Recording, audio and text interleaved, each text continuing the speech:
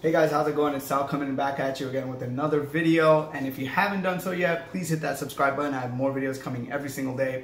Everything that I'm going to be talking about in this video is in my book, From Pre-Med to Med Student. It's available on Amazon.com. It is a comprehensive guide for applying to and getting accepted into a United States medical school. So please check it out. And let's get started with today's video.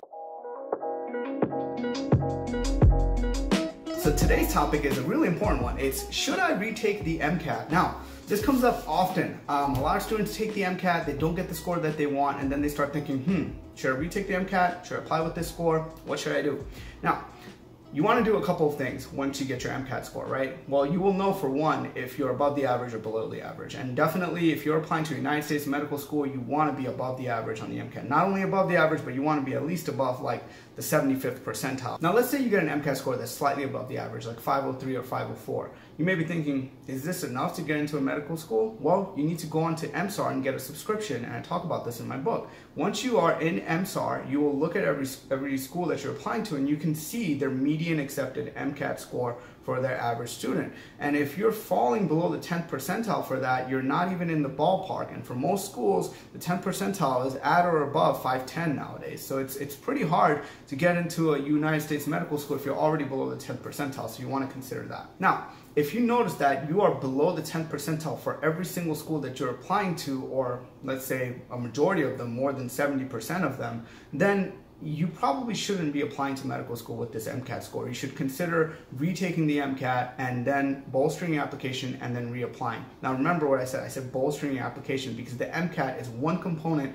of your application. This is a holistic application process. You want to look at your extracurriculars, your leadership skills, your volunteering, your GPA, your personal statement, your letters of recommendation, your committee letter. There's so many things that you want to look at, so make sure that you look at the entire picture and not just your MCAT. Now, if you do decide to retake the MCAT, you have to ask yourself this very important question. What am I going to change this time? How will my study habits change? Are you going to be using more resources? Are you going to be using less resources? Are you going to be simply studying harder, studying longer? Don't lie to yourself. Be honest with yourself. Why did you get the MCAT score that you did? Did you study enough? Did you seek out the resources? Did you review the questions that you got wrong and you got right and see if you got the questions right because of the correct way of thinking? These are all questions that you need to ask yourself when you're retaking the MCAT. Also, when you're retaking the MCAT, make sure you consider a date and a timeline that's going to allow you to take the MCAT, have the score available, and then send it to the school as soon as the application cycle opens. And I talk about this in my book, From Pre-Med to Med Student,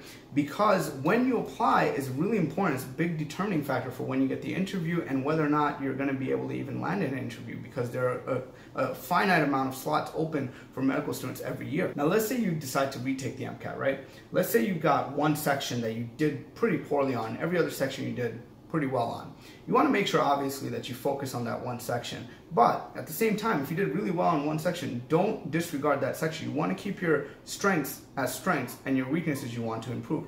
This happens all the time. Students focus on one thing and then the other components of their MCAT go down. So you want to make sure that you're focusing on your weakness, but yes, at the same time, keep your strengths as strengths. Now, if you do decide to retake the MCAT, you have to be able to tie this into your overall story for your medical school application process. For example, if you retake the MCAT, chances are you're going to be applying next cycle. Now, if you're applying next cycle, you have all these months, and interviewers will ask you, what did you do with this time? So you have to be able to say, hey, I took this time, I decided that I'm going to take upper level courses so that I can improve my understanding of fundamental biology or chemistry, whatever it is that you're interested in, physiology.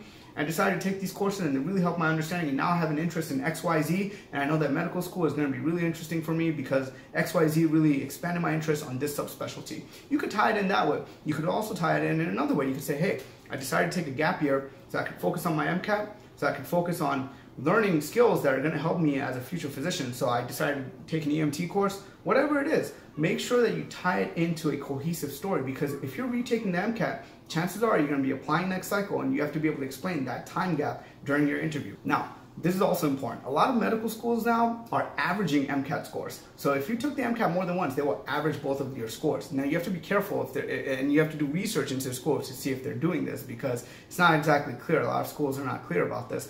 But essentially, if you have taken the MCAT already, right, which you obviously have if you're watching this video, but if you've taken the MCAT, let's say twice, and now you're taking it for a third time, this is really going to change how your application appears in front of the committee, right? you have to ask yourself, let's say you took the MCAT once and you got like a 503 and you took it again, let's say you got a 508, and now you're like, okay, I really want to take it and I want to like knock it out of the park, and then you take it and you just get a 509, right? That's not going to look too well in the applicant's and in the committee's eyes, because now it's like, well, this student decided to retake the MCAT, studied again, and just got 1 point higher on their MCAT score. So be careful in terms of what you're doing, and this is why it's so important to look at your practice exam results. Your practice exam results are very close, especially the official AAMC results. I'm not talking about third-party exams. I'm talking about AAMC official exams, official practice exams. If you look at those scores and they line up with where you want to be at, then you could go ahead and sit for that exam. If those AAMC practice exam scores fall below where you want to be at, do not sit for that exam, because I can almost guarantee you that your score is going to fall around plus or minus 2 or 3 points of where your AAMC practice exam scores are. So make sure you take a close look at your AAMC practice exam scores, because they will tell you where you're likely going to fall if you do take the actual MCAT. So there you have it. Those are my thoughts on should you retake the MCAT. Everything that I've covered in this video is covered in my book, From Pre-Med to Med Student, available on Amazon.com. If you like this video, give it a thumbs up and hit that subscribe button. I have more videos coming every day, and I will talk to you in the next video.